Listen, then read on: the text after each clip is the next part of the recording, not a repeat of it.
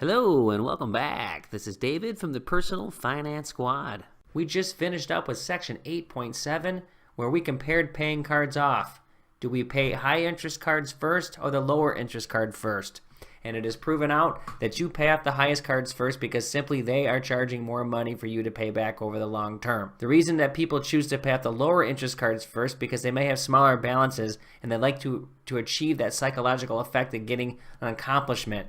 But here in the squad, we do things one way, and that is to put more money in our pocket and not someone else's. So what we want to do here is go into one last section in Chapter 8 here, and what we see on the page is what we're going to get. This is everything here. So the idea here is to pay more off as much as you can, right? So when you have a credit card reduction strategy where you typically means you're going to have several cards, because if it's a strategy, you probably have a lot of debt. So the goal, again, like anything else, is to put as much money as possible into those cards. So right here we see, this is what Jasper's case was that he has set up for his savings vehicles. So the question is, if you're paying a credit card or cards, not only the principal, but the interest. So you have to remember, it's not just the interest that we keep talking about, it's also that the fact that you have to pay this principal. Is it wise to pay that off and then have all of these accounts sitting around at the same time? So the answer is probably no, and that's for obvious reasons. So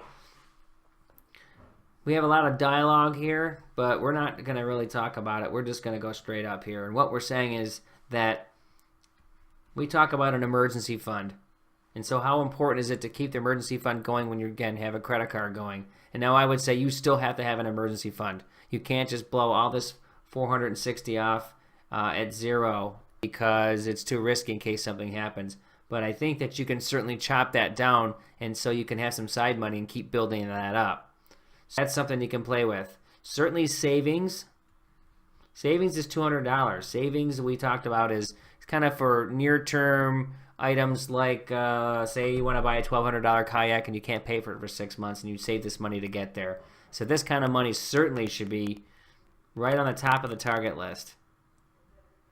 So the miscellaneous funds, I don't think you should touch that because those are for unforeseen events.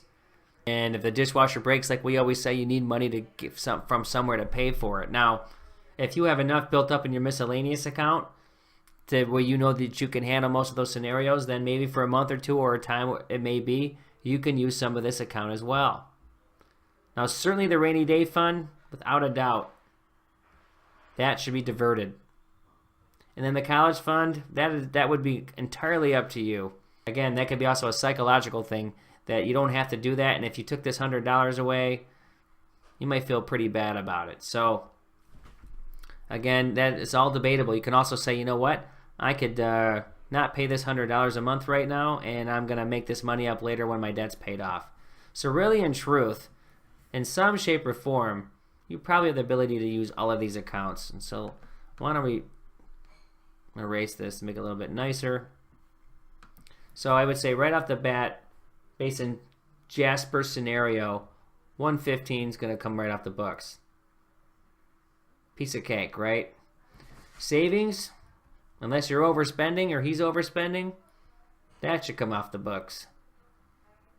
Miscellaneous fund, that's debatable depending on your current kitty of money to use. So that just depends.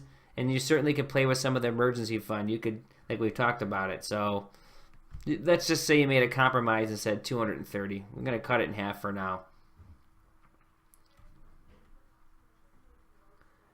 And then let's just say miscellaneous, we're not going to touch it, and we're not going to touch the college fund right now. So just for one scenario here, we have 115, we have the 1, we have the 4. And then we have the 1, 2, 4, 5. So figuratively speaking, without looking at any numbers, we're just purely saying that $540 could go into future credit cards if Jasper had to dig himself out of a hole. Now, we looked earlier in the chapter in one of our other videos, and we talked about having money diverted from one place to the next, right? And that he had a point where when one card was paid off, that the other one could use all that extra money that was been put in toward it. I think that number was actually $453 at one point. So imagine if you could get to this point in our scenario in the other video, and then you could tack another $540 on it. Depending on how much debt you have, These are the kind of things that you need to play with to figure out what you need to do. So this is what one thing I was talking about, reduce expenses in order to pay off the credit cards. And now this is just the savings vehicles. There's certainly all kinds of other things that, you know, could be knocked out of the budget. There's certainly leftovers, which I know is in the dialogue here, that if you have read this already, you can apply some of those. Hey, you might say, listen, I got to reduce my cable bill. I'm not going to watch TV right now. I'm going to just watch Netflix. You just have to decide where you can pick and play with things. And if you are in credit card debt and you have some problems, perform this exercise, stay disciplined, and you will see that debt come off a lot faster than you will realize. And once you get that done, you're going to pay less money than, again, paying off the lower interest cards first. And ultimately, that psychological effect is going to be completely achieved because you don't have any more debt down the road. Okay, so that's going to wrap up Chapter 8, Credit Card Management. We appreciate you sticking around. There's a lot of material to go through, and if you stick to your cues and stay disciplined, you're going to find great benefit, not only financially, but personally in your life.